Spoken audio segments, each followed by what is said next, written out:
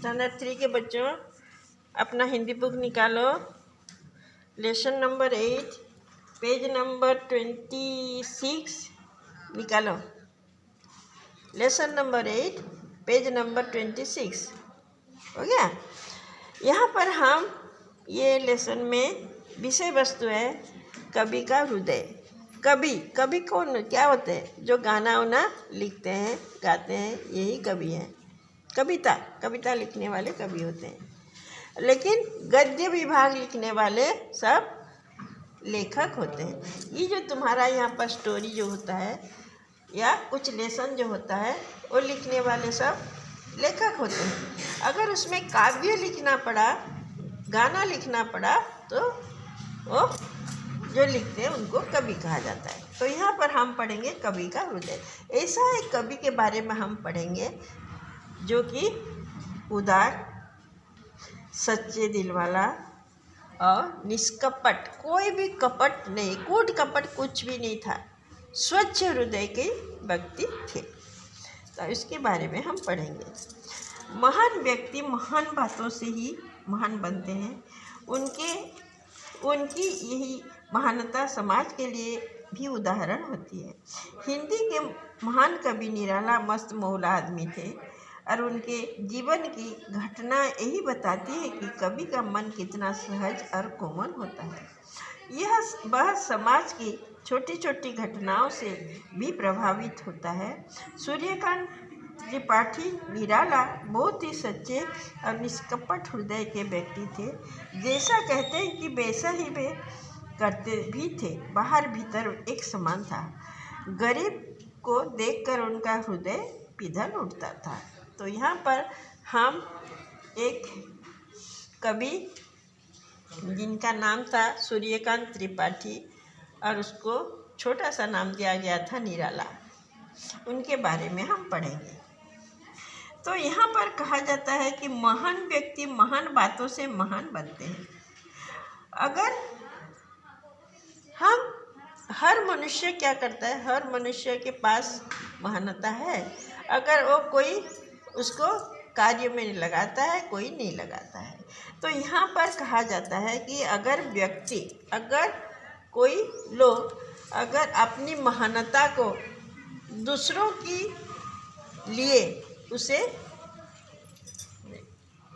दूसरों के लिए वो काम करे या दूसरों के लिए वो मदद करे। महान मतलब कैसे बन सकते हैं? हम दूसरों के लिए काम करेंगे, दूसरों पर दया करेंगे, गरीबों की मदद करेंगे, तब तो महान बन सकते हैं। खाली तो घर बैठे बैठे महान नहीं बन सकते हैं। तो यहाँ पर महान व्यक्ति महान बातों से ही महान बनता है। यहाँ पर कहा जाता है महान बातों से, जो हम कही हुई, जो हमारे मुंह से निकली हुई बात जो होती है, उससे हम अपनी महानता की प्रकाश कर सकते हैं। इससे बातों से मतलब सबके साथ ठीक से बात करो, सबके साथ दयापूर्वक बात करो, स्वच्छ मन से, सच्चे हृदय से बात करो, तब जाके महान बन सकते हैं। उनकी यही महानता समाज के लिए एक उदाहरण बनी। समाज में रहने वाले हर लोगों के प्रति उनके मन में दया थी। और हिंदी के महान कवि निराला मस्त मौला आदमी थे। तो ये हिंदी साहित्य के कवि निराला ने एक फेमस कवि थे और मस्त मौला आदमी थे। मस्त मौला मतलब हर समय खुश रहने वाला। मस्त रहने वाला मतलब क्या होता है? खुश रहने वाला, आनंद से रहने वाला व्यक्ति थे। उनके जीवन की घटनाएं यही बताती है कि कवि का मन कितना सहज और कोमल होता है। उनके जीवन की कुछ घटनाओं के बारे में अगर हम देखेंगे, ज़्यादा तो हम नहीं जानते निराला जी के बारे में, जो किताब में पढ़ते हैं वही मैं समझाती हूँ। उनके बारे में अगर सोचा जाए तो देखा जाता है उसका जो मन था बहुत सरल था और कोमल भी था। सबके लिए मन में दया भाव था और सबसे अच्छी से बात करते थे। कोई अमीर हो या कोई गरीब हो, सबके लिए वो अच्छा व्यक्ति थे। वह समाज की छोटी छोटी घटनाओं से भी प्रभावित होते थे। सूर्यकांत त्रिपाठी निराला बहुत ही सच्चे और निष्कपट हृदय के व्यक्ति थे। जैसा कहते हैं कि वैसा ही वे करते ही थे। बाहर भीतर एक समान था। गरीब को देखकर उनके हृदय पिघल जाता था। गरीबों के लिए उनके मन में बहुत दया थी। जो कहते थे वो काम में भी करके दिखाते थे, क्योंकि उनके मन बहुत सच्चे और कोई भी कपट नहीं था। कपट रहित था, कपट नहीं था, मतलब निष्कपट हृदय के थे। और जो कहते थे वो करके दिखाते थे। यह घटना इलाहाबाद की है। एक बार वे अपने प्रकाशक से पैसा लेने गए थे। प्रकाशक ने उन्हें 300 रुपये दिए थे। उन्होंने अपनी अंटी में बांधे और अपने घर दारागंज की ओर चले दिए। उन दिनों के 300 रुपये आज के 3000 के बराबर है। 3000 से भी ज़्यादा समझा जाए तो उस ज़माने निराला जी के ज़माने में 300 रुपया जो था, आज के ज़माने में वो 3000 से ज़्यादा होगा। तो यहाँ पर कहा जाता है कि अपने जो किताब लिखते थे, कविता लिखते थे, उसको तो प्रकाश करना जरूरी है, लोगों को बताना जरूरी है, लोगों के पास वो पहुँचना जरूरी है। इसीलिए उसको प्रकाशक के पास जाकर वो किताब छपवाते थे। तो यहाँ पर प्रकाशक ने किताब छपने की मूल्य में उन्हें 300 रुपया दिया था। तो 300 रुपये लेकर उन्होंने इलाहाबाद से दारागंज, अपने घर जहाँ पर था, इलाहाबाद से दारागंज की ओर जा रहे थे। तो वो 300 रुपया अपनी, पहले तो पैंट नहीं था शायद, फुल पैंट नहीं था शायद, तो जेब होता ज़रूर, तो धोती वगैरह पहनते थे। धोती वगैरह पहनने के बाद वो अंटी जो कहते हैं कमर पर, जो धोती बांधते हैं कमर पर, उसी जगह पर उसने उस पैसा को रख दिए और घर चल दिए।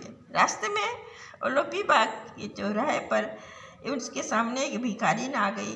बेटा, इस भूखी प्यासी भिखारिन को कुछ दे दो। तो जाते समय ओलोपी बाग के पास एक भिखारिन थी। भिखारिन मतलब भीख मांगने वाली। तो भिखारिन थी, उनको निराला जी को देखते ही उनसे कुछ भीख मांगने लगी।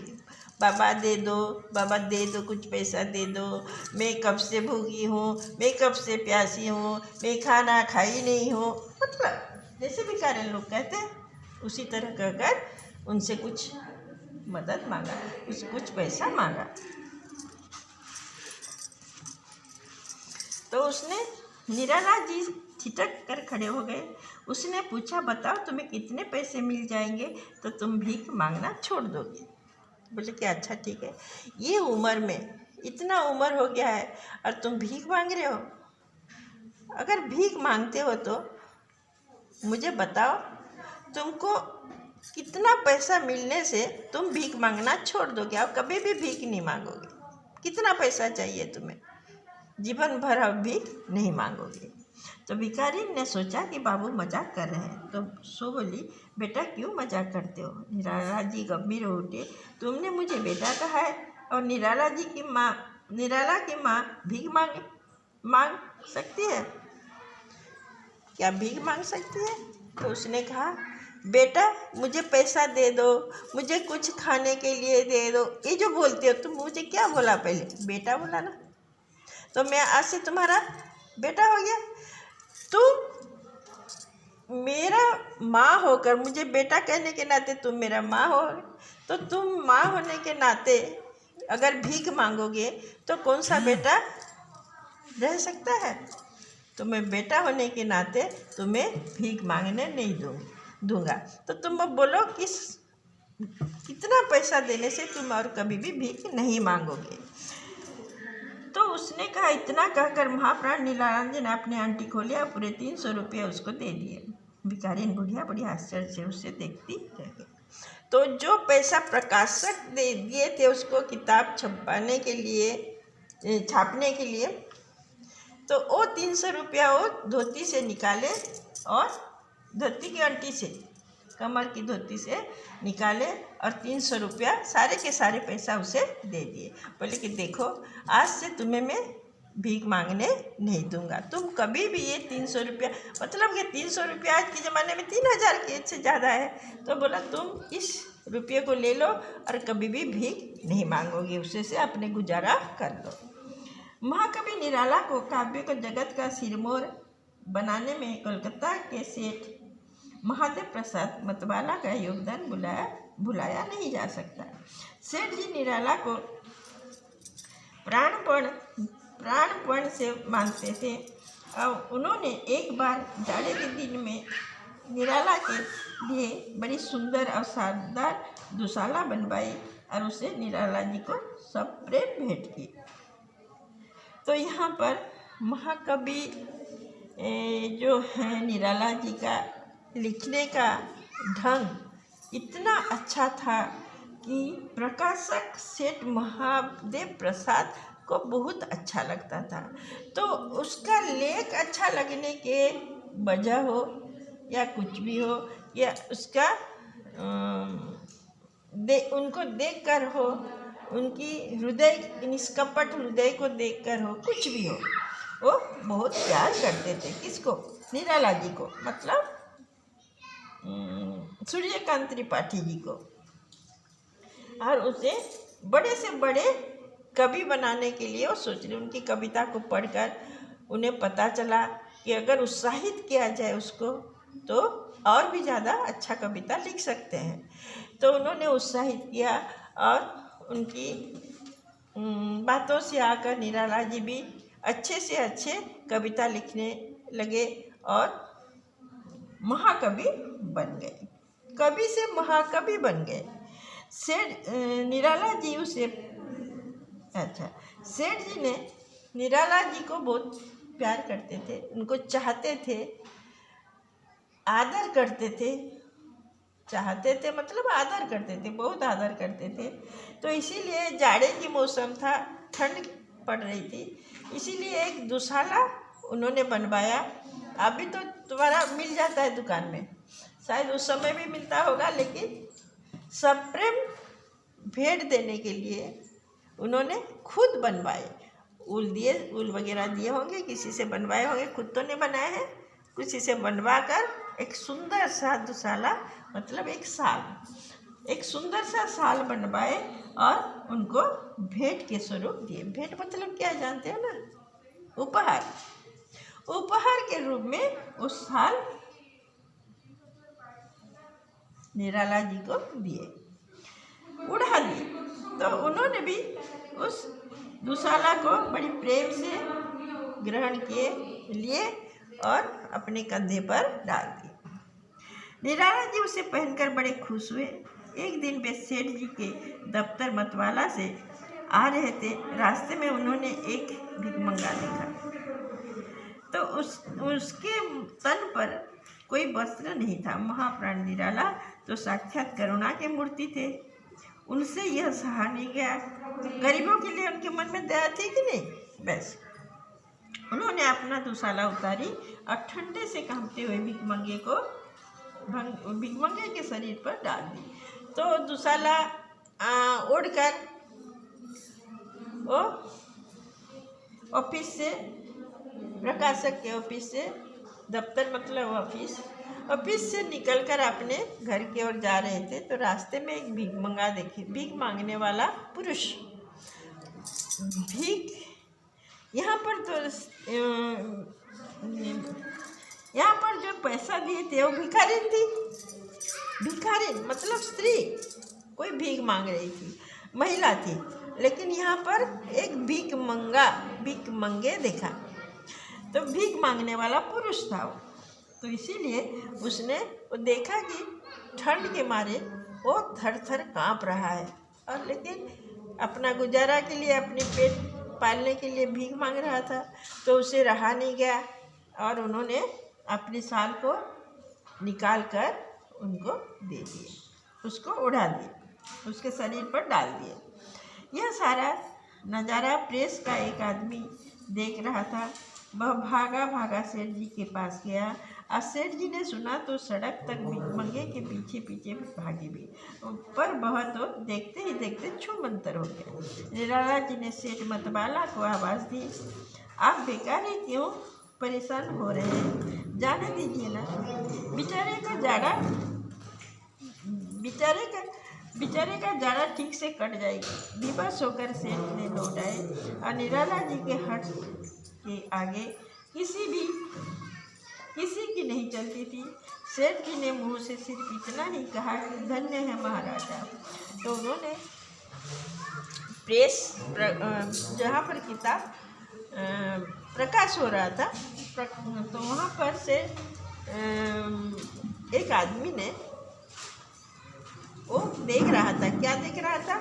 जैसे कि अभी अभी लिए हुए दुशाला को, साल को एक भिखमंगे को दे दिए, और जो भिखमंगा की प्रकाशक महादेव प्रसाद दिए थे बड़ी प्यार से, तो उसने आकर कह दिया, महादेव प्रसाद को कह दिया कि आप जो दिए थे दुशाला, इतना सुंदर सा दुशाला था, वो एक भिखमंगा को निराला जी दे दिए। तो बोले हाँ, मैं इसको बनवा कर उसको सब प्रेम भेंट किया था, उपहार में दिया था, वैसे दे दिया। उसके पीछे पीछे दौड़ो ले गया, उसके पीछे जाकर वो लेके आ। तो उसने क्या बोला कि उस आदमी ने बोला, आप निराला जी को शायद ज़्यादा से ज़्यादा जानने की कोशिश कभी नहीं की है। आप दौड़ाने से भी कुछ नहीं होगा। वो दुशाला गरीबों का मदद करना तो उसका काम है। जब देखा कि भिखमंगा थर थर काँप रहा है, तो इसीलिए वो अपना दुशाला उसे दे दिया। आप पीछे पीछे जाकर निराला से कुछ कहें, कुछ काम का नहीं होगा, आप वापस आ जाइए। तो यहाँ पर महादेव प्रसाद जी ने सोचा, बोला कि कितना महान है, खुद थर थर काँप रहा है चारे के लिए, और वो गरीब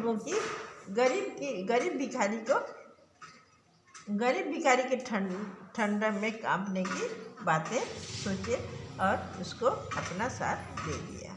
ये सोचकर उसने कवि की महानता को बराबर दिया। हो गया।